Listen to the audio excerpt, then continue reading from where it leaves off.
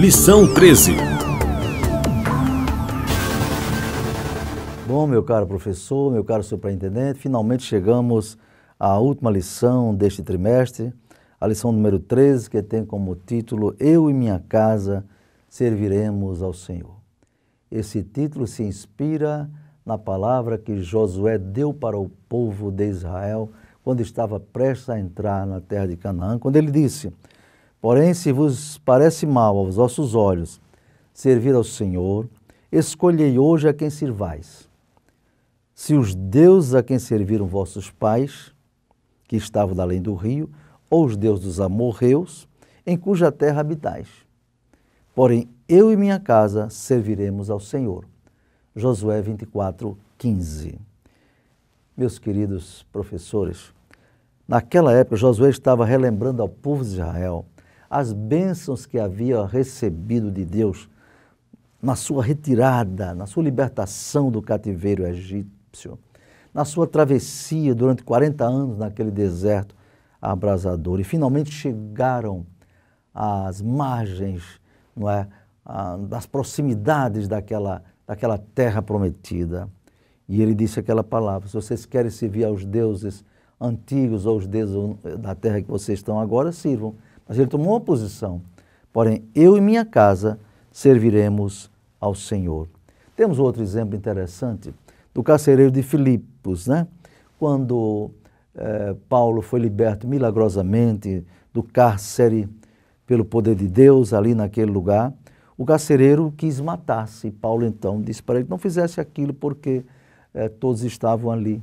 E ele, muito atônito, apavorado naquela madrugada, não é? Prostrou-se diante de Paulo e Silas e perguntou: senhores, que é necessário que eu faça para me salvar? E a resposta foi aquela: crê no Senhor Jesus Cristo e serás salvo, tu e a tua casa. Os apóstolos pregaram a palavra de Deus e depois batizaram aquele homem. Toda a família se alegrou e aceitou a Jesus. Nós temos um exemplo também de homens de Deus cuja família, juntamente com eles, serviu a Deus. Exemplo de Noé. Aquela família era uma família de servos de Deus. Matusalém, o homem que viveu mais, não é? Foi pai de Enoque, não é verdade? E aí você vai vendo que Enoque foi um homem tão extraordinário diante de Deus, que Deus o arrebatou para que ele não provasse a morte, não é verdade? Matusalém teve um filho chamado Lameque, que foi pai de Noé. Quando Noé tinha 500 anos, gerou 3 filhos, Sem, Cão e Jafé. E vocês sabem da história daquelas pessoas, não é? Como Deus usou poderosamente, sobretudo Noé como um líder, um verdadeiro pai de família que servia a Deus. E a Bíblia diz que Noé andava com Deus. Nas suas gerações, Noé era varão justo e reto em suas gerações. Noé andava com Deus. Ele vivia no meio de uma sociedade corrompida, enfatize isso. Estamos vivendo um tempo de corrupção generalizada no mundo todo. A mesma coisa acontecia com Noé. Viveu numa das épocas mais terríveis, mais corruptas de toda a história da humanidade, não é? A ponto de toda a sociedade estar corrompida, não é verdade? De maneira tal que Deus resolveu destruir a humanidade daquela época. Mas nos dias atuais, a pecaminosidade não está menor, pelo contrário, está aumentando. É o tempo que precede a vinda de Jesus e ele alertou. E como foi nos dias de Noé, assim será também na vinda do Filho do Homem. Porquanto assim como nos dias anteriores ao dilúvio, comiam, bebiam, casavam-se e davam-se em casamento, até o dia que Noé entrou na arca e não perceberam, até que veio o dilúvio e levou a todos, assim será também na vinda do Filho do Homem. Está lá em Mateus 24, 37, 39.